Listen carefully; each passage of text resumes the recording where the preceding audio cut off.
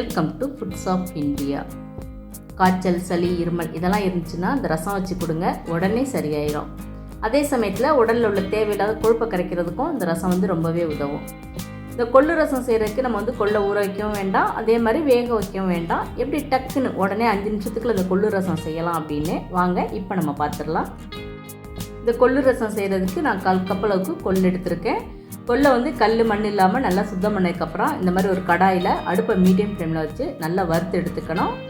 கொள்ளு நல்லா பொரிஞ்சு வரும், அது வரைக்கும் நம்ம நல்லா வறுத்து எடுத்துக்கலாம். நம்ம கொள்ளை பச்சையாகவும் அரைச்சி இந்த கொள்ளு ரசம் செய்யலாம், ஆனால் அதை விட இந்த மாதிரி வறுத்து செஞ்சோம்னா அந்த ரசம் நல்ல வாசமாக இருக்கும். முதல்ல ரசத்துக்கு தேவையான புளியை நம்ம ஊற வச்சு எடுத்து வச்சுக்கலாம். நான் ஒரு சின்ன நெல்லிக்காய் அளவுக்கு புளியை எடுத்து தண்ணியில் நல்லா ஊற வச்சு எடுத்து வச்சுருக்கேன். புளி நல்லா ஊறினதுக்கப்புறம் புளியை தண்ணியில் நல்லா கரைச்சிட்டு அது தேவையில்லாத நார்லாம் நம்ம அந்த தண்ணியிலேருந்து வெளியே எடுத்துடலாம். அடுத்து நம்ம ரசத்துக்கு தேவையான தக்காளியையும் இந்த புளி தண்ணியில் கரைச்சி எடுத்துக்கலாம். நான் ஒரு மீடியம் சைஸ் நல்ல பழுத்த தக்காளியை பொடி பொடியாக நறுக்கி அது இந்த புளி தண்ணியில் நல்லா இந்த மாதிரி கரைச்சி எடுத்துக்கிறேன். பாருங்கள், தக்காளியையும் நல்லா கரைச்சி எடுத்தாச்சு. தக்காளி நீங்கள் மிக்சிலெலாம் அடிச்சிடாதீங்க, அந்த மாதிரி அடிச்சிங்கன்னா அதனோட விதையெல்லாம் அடிபட்டுரும், அப்போ அந்த ரசத்தோட டேஸ்ட் மாறிடும். இப்போ நம்ம ரசத்துக்கு தேவையான மற்ற பொருட்களை அரைச்சி எடுத்துக்கலாம். முதல்ல மிக்ஸி ஜாரில் நம்ம வறுத்து எடுத்து வச்சுருக்க அந்த கொள்ளை நல்லா பொடி பண்ணி எடுத்துக்கலாம். இன்னும் நல்லா பவுட்ரு பண்ணோம்னா தான் அந்த ரசத்தில் இது கரைஞ்சி நம்மளுக்கு அந்த சத்துக்கள் எல்லாமே நம்மளுக்கு உடனடியாக கிடைக்கும். பாருங்கள், கொள்ளை நல்லா இந்த மாதிரி பவுட்ரு பண்ணி எடுத்து வச்சுக்கணும். அடுத்து இது கூட நான் 2 டேபிள் ஸ்பூன் முழு மல்லி எடுத்திருக்கேன். மல்லி வறுக்கலாம் தேவை கிடையாது. 1.5 டீஸ்பூன் அளவுக்கு மிளகு, 1 டீஸ்பூன் ஜீரகம், அப்புறம் 4 மிளகாய் வத்தல். இப்போ இது எல்லாத்தையும் சேர்த்து தண்ணி விடாமல் முதல்ல நல்லா இதையும் நல்லா நைஸாக இந்த மாதிரி பவுட்ரு பண்ணி எடுத்து வச்சுக்கலாம். இப்போ இது கூட 10 பல் பூண்டு நான் தோல் எடுக்காமல் சேர்த்துருக்கேன். நீங்கள் பெரிய பல் பூண்டு சேர்த்துக்கிறீங்க அப்படின்னா 5 பல் பூண்டே போதும். பொதுவாக ரசத்துக்கு நம்ம பூண்டோட தோலெல்லாம் எடுக்க மாட்டோம். அப்புறம் 5லேருந்து 6 சின்ன வெங்காயம், கொஞ்சமாக கறிவேப்பிலை, அப்புறம் கொஞ்சமாக கொத்தமல்லி தழை அல்லது கொத்தமல்லியோட அந்த தண்டு பகுதி இதை சேர்த்து கொஞ்சம் கோர்ஸாக அரைச்சி எடுத்துக்கணும். ரொம்ப நைஸாலாம் அரைச்சிடக்கூடாது. இந்த மாதிரி குறைன்னு இருக்க மாதிரி நம்ம அரைச்சி எடுத்துக்கலாம். இப்போ ரசத்துக்கு தேவையான எல்லாம் நம்ம ரெடி பண்ணிட்டோம். வாங்க இப்போ நம்ம ரசம் செய்ய ஆரம்பிச்சிடலாம். இப்போ ஒரு கடாயில் 1 டீஸ்பூன் அளவுக்கு நல்லெண்ணெய் சேர்த்துக்கலாம். எண்ணெய் நல்லா சூடானதுக்கப்புறம் 1 டீஸ்பூன் கடுகு உளுந்து பருப்பு சேர்த்துக்கணும்.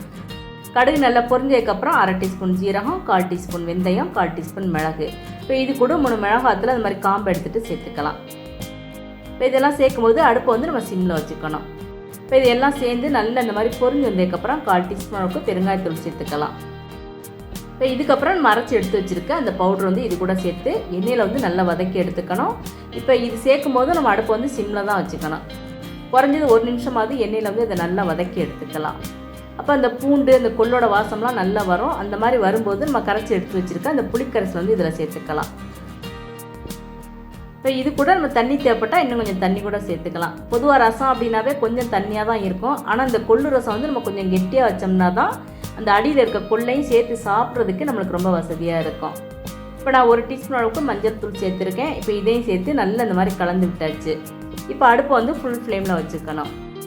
பொதுவாக ரசம் ரொம்ப கொதிக்கக்கூடாது. அதை நுர கூட்டி வரும்போதே நம்ம அடுப்பை ஆஃப் பண்ணிடணும். பாருங்கள், இந்த மாதிரி நுர கூட்டி வந்ததுக்கப்புறம் இப்போ நம்ம அடுப்பை ஆஃப் பண்ணிவிட்டு இது கூட வாசத்துக்காக நான் கொஞ்சமாக கறிவேப்பிலை தழை, அப்புறம் பொடியாக நறுக்கின கொத்தமல்லி தழை இது எல்லாத்தையும் தூவி விட்டேன். கடைசியாக இந்த ரசத்துக்கு தேவையான உப்பை சேர்த்துக்கிறேன்.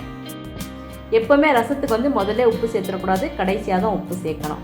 நம்ம முதல்ல சேர்த்துட்டோம்னா அந்த ரசம் கடுத்து போகும்னு சொல்லுவாங்க. இப்போ இதை நல்லா கலந்து விட்டுறலாம். அவ்வளோதான். ரொம்ப ஹெல்த்தியான, உடலுக்கு ரொம்ப ஆரோக்கியம் தரக்கூடிய, நெஞ்சு சளி அகற்றக்கூடிய கொள்ளு ரசம் ரெடி ஆயிடுச்சு.